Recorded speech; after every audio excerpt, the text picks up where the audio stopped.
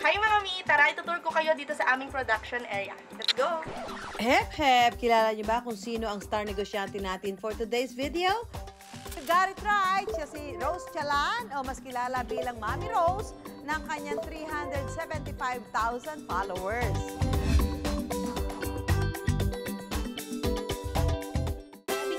Ng order kahapon, kaya lahat kami ay sobrang busy at nagmamadali. Nakilala si Rose sa kanyang food vlogs. Best in patakam naman kasi ang negosyanteng kumari natin mula Cavite.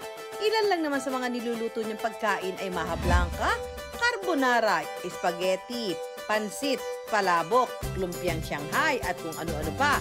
Ilan lang yan sa menu ng Bilao Bundles ni Rose. Sa isang araw, umaabot daw sa 40 bilao kapag weekdays at 80 bilao naman sa weekend ang natatanggap nilang order. Generous ang serving sa abot kayang halaga. Perfect para sa mga kumari kong budgetarian. May 3 bilao for 1,000 pesos, mayroon ding 10 for 3,500 pesos. Hindi naman kami focus sa tubo. Sa amin, sapat na po yung maliit yung tubo, pero pag pinagsama-sama, lalaki din naman. Ang ino-offer po talaga namin is affordable price, pero good quality. Talagang pasok sa panlasa nila. Kadalasan, isang parte lang ng kanyang komisari ang nakikita sa kanyang vlogs. Kaya sa kauna-unahang pagkakataon, paunlakan tayo ni Rose ng isang commissary tour. Hi mga mi! Tara, itutur ko kayo dito sa aming production area. Let's go! So, ito yung carbonara namin for toppings na lang din and naka-ready na rin yung ating ham na pang toppings. So, may mga tagagawa rin po tayo ng puto. Ito po yung ating mga cheese. Naka-ready na rin po. Then, naka-ready na rin po yung mga puto mixture namin. Ilalagay na lang sa steamer. Dito naman po natin ginagawa yung mga pangpansit tulad nitong mga gulay, karne, pangsahog, ganon. Dito naman tayo sa kung saan niluluto yung mga pagkain. Ito po yung aming prituhan ng lumpiang Shanghai. Electric fryer po yan. Dito po niluluto yung aming mga spaghetti sauce, pasta, pansit. So may mga gayahan naman po para po sure na exact measurement yung matitimpla dito sa ating mga potahe. Pag puno po yung aming burner doon sa loob, dito po niluluto yung ibang mga potahe.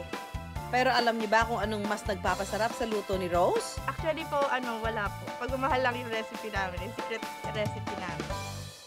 Naks naman, made with love and dedication daw talaga ang negosyong ito. Dahil kung hindi nila pinagsumikapang palaguin ang 500 pesos na puhunan noon, wala raw siguro sila kung nasaan sila ngayon.